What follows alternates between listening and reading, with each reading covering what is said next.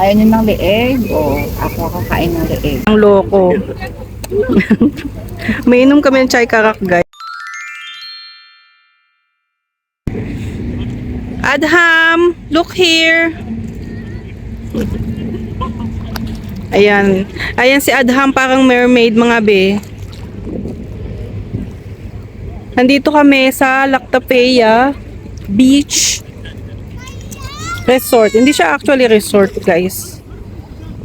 Ito si Joseph, anak ng friend ko. Nandito kaming lahat, nandun sila sa ano. Ayan sila. Nag-prepare sila ng food at ako nagbabantay dito sa mga bata. What? Be careful, Adham, ha? It's dark already. Ito kasing isa, bawal siyang mag-swimming kasi wala din dalang damit. Kasi hindi ko alam talaga na pwede palang lumangoy dito sa Lactapeya Beach dahil yung mga ibang swimmingan hindi pwede kapag ganitong oras na it's already 8 o'clock, guys, ng gabi. Sa ibang ano, bawal mag-swimming ang ganitong oras, pero dito pwede. Eid na nga pala, guys, bukas. Bukas hindi pa pala. Sa Wednesday. Ngayon kasi Monday night pa lang. Nagpe-prepare kami ng food at ngayon, iinom lang kami ng chai kara kasi nagbo-barbecue pa sila. Wala pa, be. Ang sarap. Hello. One for you. Cheese. 5 real. Ang mahal naman, di ba? Ang mahal naman yung sayo. Piso na lang. Piso lang kami. Wala pa naman kami doon ng live. Pero ang advantage ito hindi ito dagat. So hindi yan magha-high tide. Unless uulan. Kayo ko. Oh, tumira dyan. No, I took a video of me. Masarap yung fry karak. Saan mo ito bibili? MRE yan. Favorite namin ko. Buto na lang yung binigay. Buto na lang yung binigay ni Miss Bell, no? Yung kasama ko, guys, ito yung si Mariel, yung kasama ko sa Alcor Park. Tapos ito si Sarah. Ito yung asawa ni Sarah, si Norman. Si Joseph, yung anak niya. Tapos yung asawa ni ni Mariel, ito. Ako naman, ang kasama ko ito. Nag-swimming ang loko. May inom kami ng chai karak, guys. Masarap yung chai karak sa MRA. Ayan, oh. What? Parang kulang sa pamahid lang. Yeah. Be careful, ha. Hindi, may kailangan mabuksan yung Miss Bell talaga. O yan. Meron pa talaga.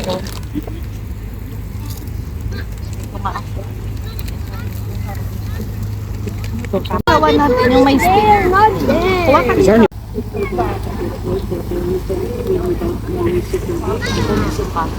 Kain tayo ng isaw. Yung sausawan, guys. It looks like red pepper. You're cooking so slowly.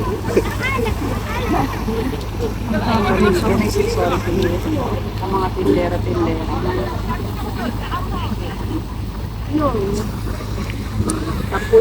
Daddy, don't sing hi. Only bye. Ayaw nyo ng leeg o ako kakain ng leeg?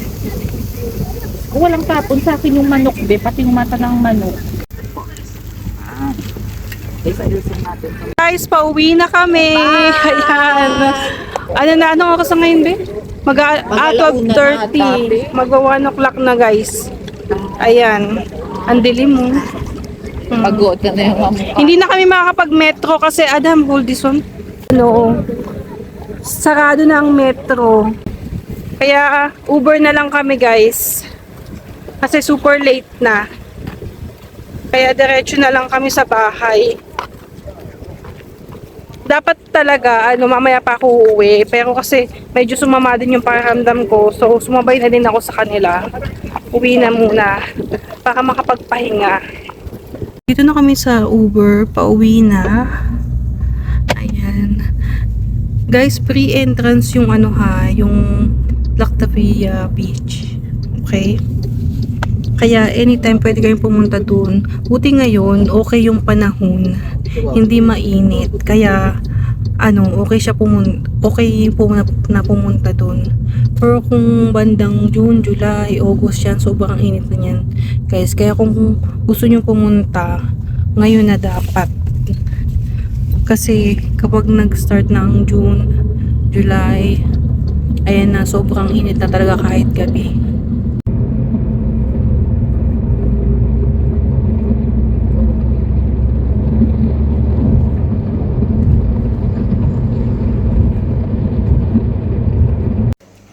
Hi guys! Hindi ako masyadong nakapag-vlog kagabi kasi super kwentuhan kami doon na wala na sa isip ko na nag-vlog pala ako.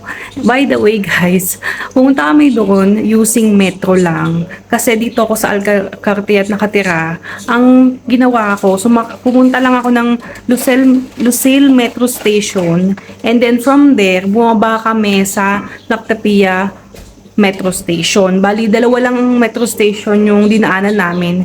And then, pag bumaba ka ng Lactapia Metro Station, makikita mo doon yung District 1. Pagdating doon, tatawid ka lang tapos papasok ka sa District 1, dire-diretso ka lang sa pinaka-loob sa likod nun guys, yun na yung Lactapia Beach. Yun. Free entrance po siya. Pwede ka magdala ng kahit ano, mag-ihaw, anything. Kasi wala naman guys nagbabantay doon. Actually, akala ko nga nung niyayaya ko ni Sarah magdagat. Akala ko talaga dun sa ibang beach kami pupunta. Hindi ko in-expect na ganun pala dun. Kasi normally kapag sa ibang resort nga, sa mga beach na ganyan, 5 o'clock, pinapaalis na yung mga nagsiswimming sa dagat. Pinapaahon na kasi may mga lifeguard doon, bawal na. Kasi siguro maalon or basta iwas aksidente, 'di ba? Pero doon wala kasing bantay. Free ka kung anong gusto mong gawin. Pwede ka din doon mag-overnight. O kaya, basta ganun, kahit madaling araw ka na umuwi, okay lang. Tapos pwede ka mag-swimming anytime.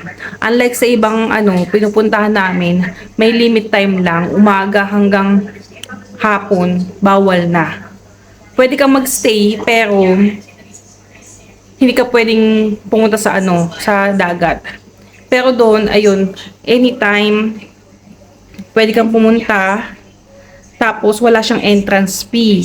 Yun ang kagandahan. Pero maliit lang yung lugar na yun actually. Hindi ko masyado napakita kasi syempre madilim na din. Tapos nakalimutan ko guys magdala ng ilaw. Nakalimutan ko magdala ng tripod. Kasi iniisip ko talaga. Mag-ano lang kami doon. Yung ayan, ihaw-ihaw nga lang. Doon ko lang naalala na mag-vlog nga pala ako. Tapos ayun, wala akong nadalang tripod. Tapos yung mga dala-dala namin, yung si Sarah, siya yung nagdala ng ihaw-ihaw. Saka yung yung mga barbecue ganyan. Ako nagdala ako ng isda. Hindi ko na napakita guys sa inyo kung paano ko ginawa yung isda and everything. Basta doon ako nag-vlog. Tapos si Maria, siya yung nagdala ng kanin. Tapos hotdog yung shinare niya. Bali, honestly, ang dami namin pagkain. Hindi namin in-expect na ang dami pala namin dala. Tapos kami, alam mo yung konting kain-kain ganyan, nabusog na din kami hanggang sabi niya, ano ba yan? Ang dami pala nating nadala. Akala namin konti lang. So, hindi kami nakakain ng kanin or ganyan. Tapos more on kwentuhan kasi kaya hindi na din ako nakapag-vlog. Nakalimutan ko din na wala sa isip ko. Kasi super kwentuhan nga kami. Tapos yung mga bata, ayun, nag-swimming sila. Honestly, hindi ako nakapagdala ng damit kasi nga akala ko bawal. Itong anak ko, bigla na lang lumusong.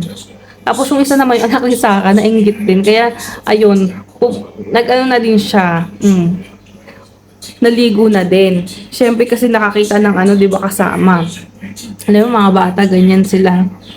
Kaya, ayun guys, shinare ko lang, para kung sakaling gusto nyong pumunta sa ganun lugar, free entrance, tapos kahit anong dalhin ninyo, kahit mag-overnight kayo, tapos pwede kayong mag-metro, kasi tapat lang siya ng metro. Lactapia Station, tapat lang siya nung tatawid lang kayo. Diba? Super convenient niyang puntahan, especially kung mga magbabarkada kayo tapos wala kayong sasakyan. And anyway guys, kung sa pagkain naman, kunwari kung wala naman kayong sasakyan, may mga kainan doon sa District 1, may mga restaurant doon. Kung gusto nyong hassle-free na wag na lang magdala ng pagkain from home para less bit-bit ganyan kasi magko-commute kayo. Gawin na lang ang gawin ninyo, bili na lang kayo ng pagkain doon. Kami kasi si Sarah may sasakyan yun. Kaya nakapagdala siya. Saka yung mga gamit, banig, ganyan, ilaw. Very important guys, huwag yung kakalimutan yung ilaw kasi nga madilim. Meron namang konting ilaw doon pero hindi enough kung gabi na. Ganun. Kaya magdala kayo ng ilaw. Very important yun, yung ilaw talaga kasi syempre kapag kwentuhan, ganyan-ganyan, magkakitaan kayo ng mga mukha. Tapos, ayun, super doon, super relaxing. Kagabi, hindi mainit yung simoy ng hangin. Mahangin siya, tapos hindi mainit. Super, saktong-sakto yung weather kagabi. Hindi pa, mayumid. Actually, ganun, ito yung best time na pumunta doon kasi hindi pa ganun talaga kainit sa gabi. Kasi, sa susunod niyan, grabe, kahit gabi, nahirapan na kayong, makapunta. Kasi manlalagkit na kayo. Yun lang guys, yun lang na-share ko. Thank you so much for watching and see you in my next vlog. Bye!